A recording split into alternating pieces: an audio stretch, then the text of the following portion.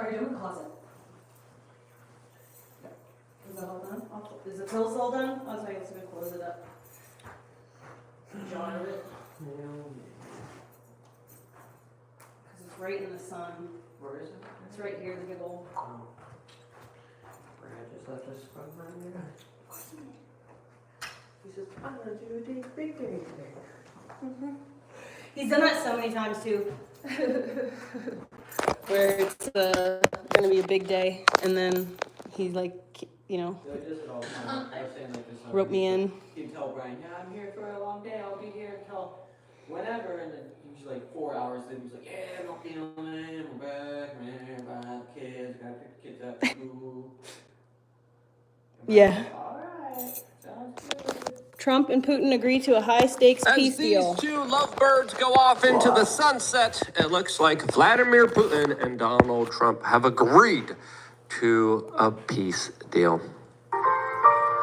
Please don't let this feeling end. I don't know about you, but I don't see a bright future for those guys, as of course the phone call has just officially ended, and we are getting the reports from the Russians and from the United States about what happened during this very high-stakes phone call that didn't just involve Ukraine, but also involved the future of Iran, which is not looking too good for them. All of this, as if you're the Russians, you're kind of looking at what's happening in the Middle East right now, specifically with the ceasefire that just failed there, with some skeptical eyes, as I think that played a role in the conversations that were just happening between these two major key leaders who hopefully will be bringing peace into the world. Will the peace be lasting? Will it work here? Well, we have the ramifications of the deal.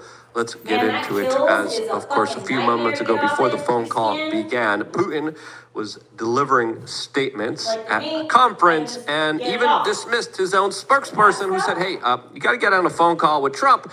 And many people took this as a diss to Trump. Some people are saying it was just a miscommunication. But as we know here, they did get on the phone. They did communicate, and they did push for a ceasefire, hopefully a lasting one, in very high stakes phone calls, unwinding a very sophisticated, complicated, geopolitical, historical conflict that is not easy to talk about, is not easy to negotiate. Going into these talks, the White House sounded very optimistic. They said peace in Ukraine has never been closer.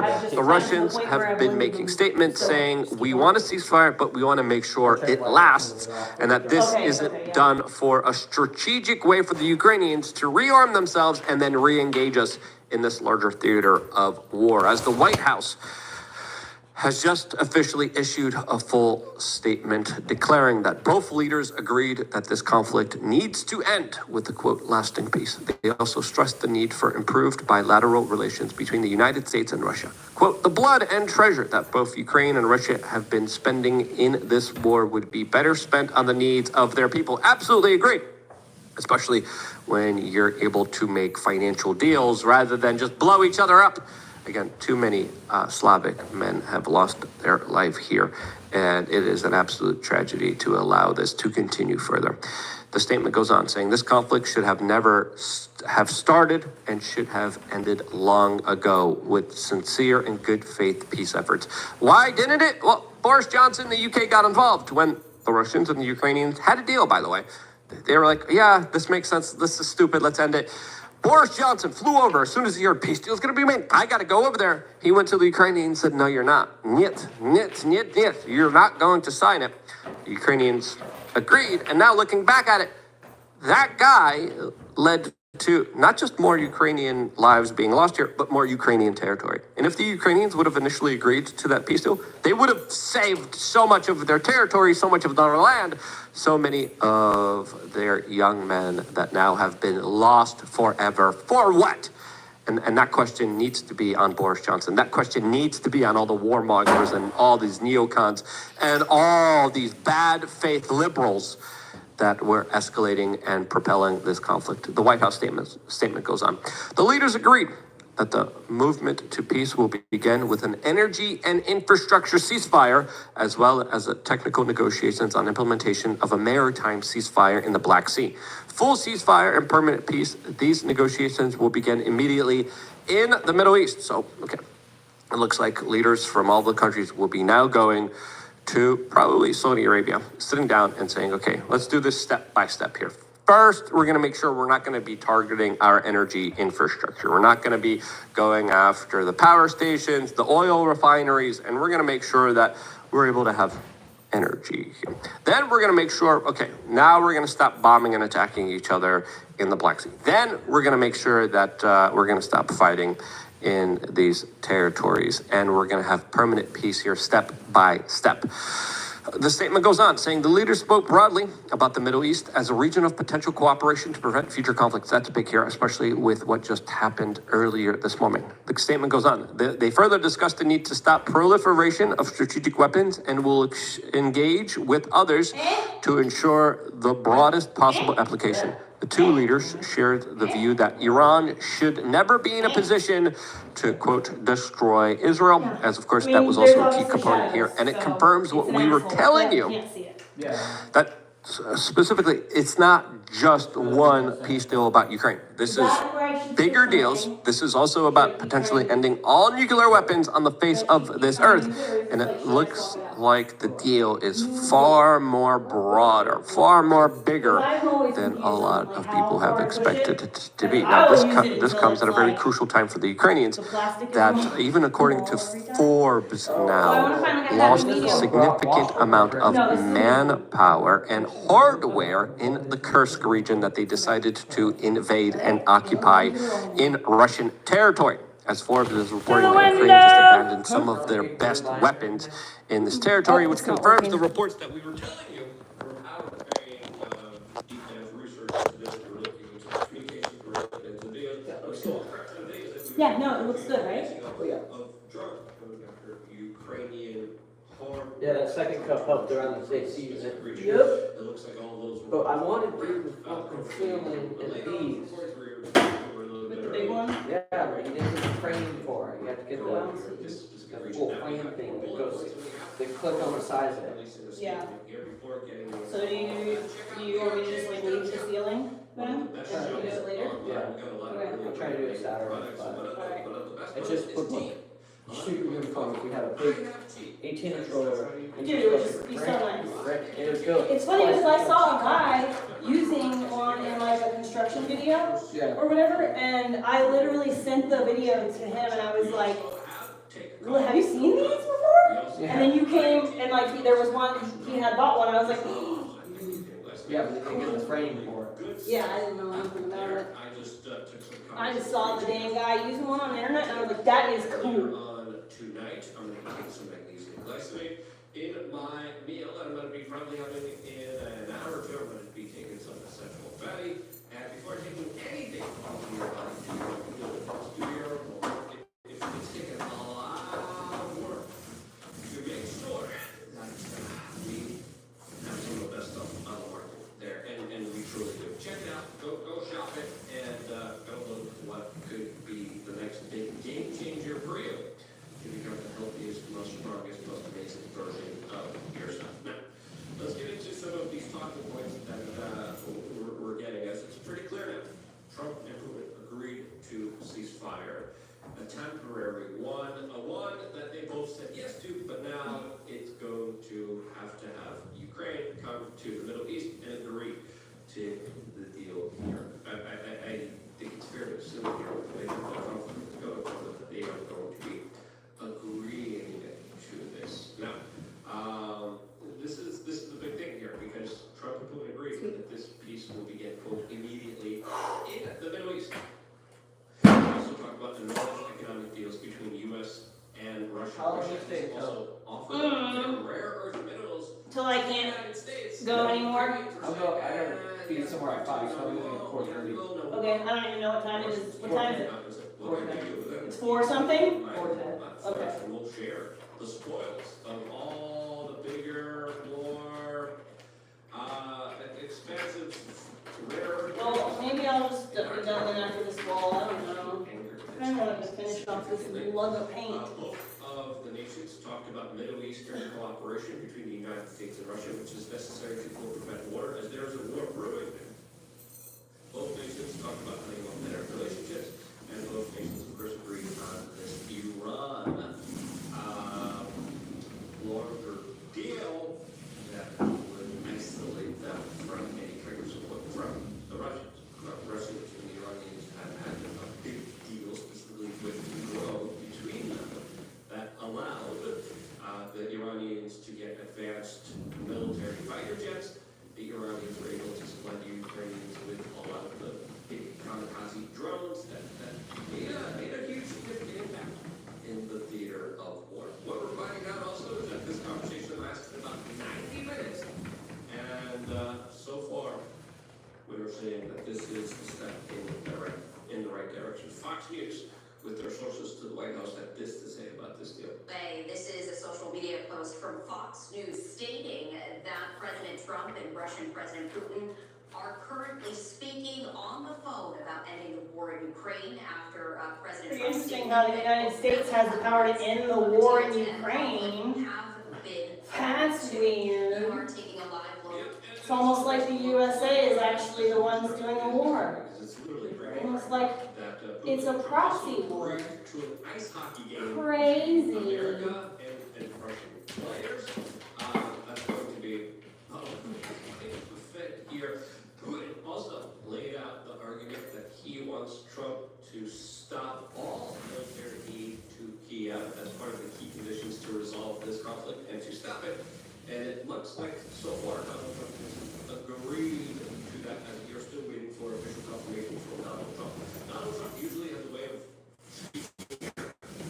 and declaring a lot of breaking news in his statements where he's kind of off the cuff talking to reporters, and we could probably get more kind of tidbits to what was really going on here in the next few hours and days here, as Donald Trump, of course, loves to kind of tease, loves to talk, and loves to give the American people more disclosure than I think any other president in American history has ever done. Don't suck his ass too hard, This Luke. is a big deal, and if Donald Trump is able to achieve this, he will be seen as a peacemaker.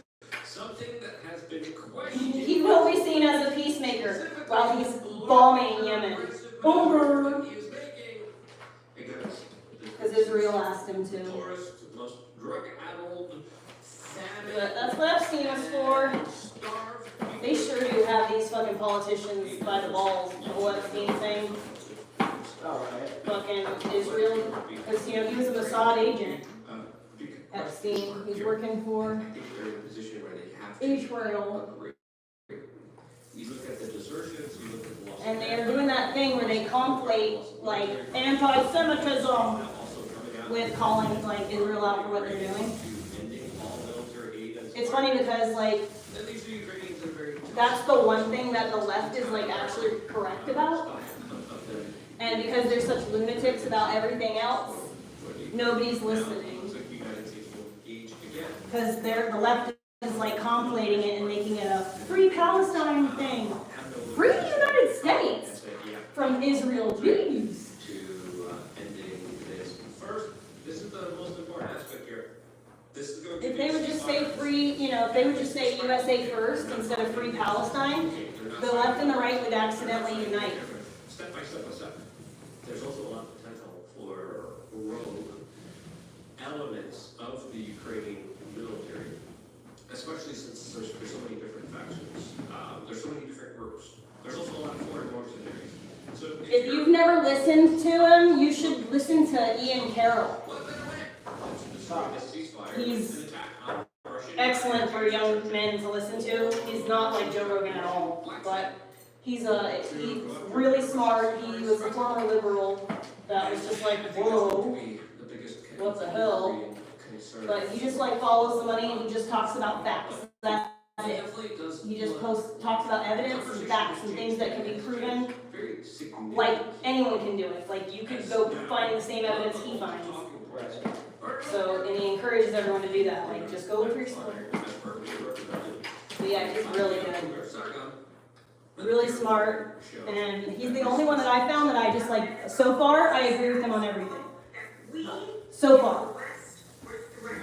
And so, yes, Putin goes out and makes speeches about the greater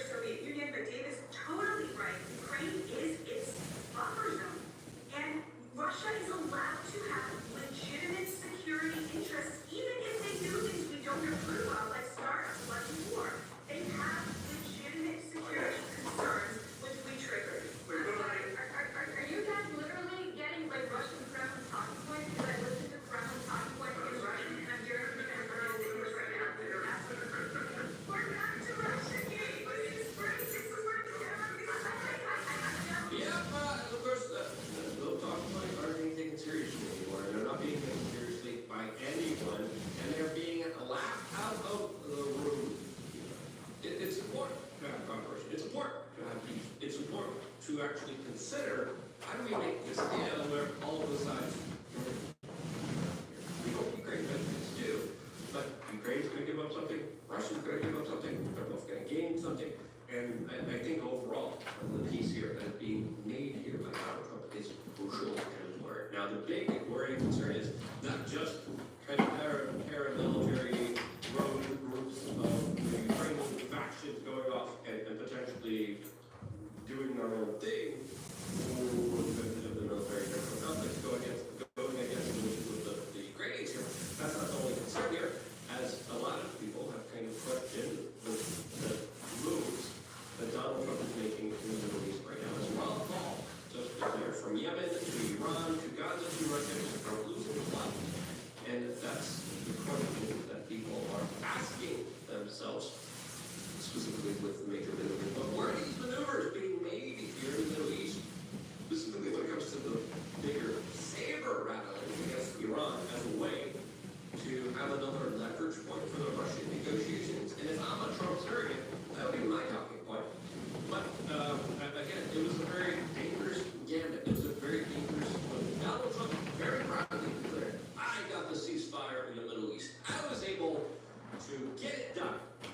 And just yesterday, he agreed with Israel, quote, blowing it up, along with Gaza. I hate to make those puns, but you either laugh or you cry during these situations. And he gave Israel the full light to break this ceasefire. The ceasefire has broken in the Middle East. And just like, we've been telling you for many years on and on. So the more conflict that's, there's always another one that starts up. The machine must have its money. I don't know if you hear that, but the little pivot for like these sticks. Is unfolding. The what? Is okay. There's like a pivot Will for Russia the stick. be able to come to the negotiation table and say, okay, let's work on it I now. didn't know that. Let's stop it. But that's like basically what I wanted to code here for. Let's make sure we have peace in Europe. Let's make sure all of these wars stop. That's the favorable, that's a very optimistic outlook that hopefully is propelled and hopefully will stop fighting. The more realistic one is, okay, Ukraine ends, boom, let's go into a full-on proxy war back into the Middle East. That never really worked well for the United States back in 2003. That's where we got our start, by the way. Check out all of our stuff, because we've been reporting and talking about this stuff for a very long time. We appreciate your support. We are change.shop. It's where to go. I appreciate you guys for supporting all I have to paint the our whole efforts, fucking supporting all pantry of our great with- quality products. I want to be here for you guys doing that, and this is why. Not I love me. you guys. Stay tuned for more here on YouTube.com. Other /VRT. Astronauts on the space station. Are they political prisoners? Some of them are. Because you could have given them a ride back, and Joe Biden said, no, purely for politics. Yeah, I mean, there was some debate about this online, but the thing is that it was a very high level decision. So it wasn't even a nasty decision. It was just that the Biden White House did not want to have someone who was pro-Trump rescuing astronauts right before the election. So they pushed it. Well, if you're one of those astronauts, you're getting pretty pissed off about that. Well, if they're a Democrat, yes. If they're a Democrat, like, everything's fine. Fair enough. So I think one of them is a Republican, one is a Democrat. So it depends on which one you're as. Well, thank you. This was awesome, and let me say, and by the way, I put out on X the day before yesterday, if you were having a beer with Elon and could ask him anything, what would you ask? I got lots of responses. Yeah. The most common response people said is say thank you. Look, Texans and the American people appreciate what you're doing. You don't have to put up with this BS, and you're doing it. I'm grateful. You're making a hell of a difference for this country. I appreciate you, and the Americans appreciate you. Thank you. It's essential for the future of civilization, otherwise we wouldn't be doing it. Yes. It's not like we want to get death threats, you know? No. You can see on the left-hand side of your screen. And the crowd is going wild. There on your screen, you can see that the dragon separation, the second stage making its way. The dragon is now flying green. There on the right-hand side of your screen, you can see some first images of Crew 10 in inside the Dragon spacecraft has now successfully in orbit. Dragon, SpaceX, Chief Engineer, and Continental One. On behalf of the entire Falcon team, we thank you for flying with Falcon and wish you a great mission. Over to LD. It was an honor flying with you this evening. We wish you well on your journey and give Crew 9 our best. Thank you for flying SpaceX. Alright guys, so we gotta talk about a story that has been taken under the radar. Did you do the windowsills Yeah. on that wall? Okay. The reason is because that one wall facing facing the cars. Facing the cars, yes. Okay, we all know that President Trump was public enemy #1 and he Well, like, is public enemy not #2. that you're Because of that, feeling. they've covered positive stories about things that they're doing right. I'm kind and of things not. that, like, I mean, a reasonable person could not disagree. But who knows? Democrats are so insane that Yeah. they may find a Okay, way well, to I guess I'm disagree done. with Elon Musk bringing back astronauts stranded in space. At least according to Elon Musk and President Oh, Trump, that was bad. essentially have made the argument that Biden could have rescued these astronauts after they were at the International Space Station in June of 2024. Okay, their extended stay resulted from mechanical issues with Boeing Starliner spacecraft, which was intended to return them to Earth. Now, they basically been chilling out there, okay, for over half a year now, okay, waiting for somebody to come and rescue them. And, you know, hey, according to Elon Musk, Biden didn't do it because he didn't want to have somebody that's pro-Trump rescuing astronauts right before the election, which I 100% believe, okay? And, you know, hey, again, this is what President Trump says, and when you ask the astronauts about this, they also aren't really denying what Elon said. I'm sure that they will see this in space. What is your message? We love you and we're coming up to get you. You shouldn't have been up there so long. The most incompetent president in our history has allowed that to happen to you. But this president won't let it happen. We're going to get them out. We're coming up to get you. I've authorized Elon. I said, Hello, hello. "Get them out." They've been left up there. I hope they like you. The internet was really bad for a bit there. All right, well, I guess I'm done for the day, so I'm gonna go home and go do my bus. So I'll be on here in a little while working on the bus. I'll go on Bigo though.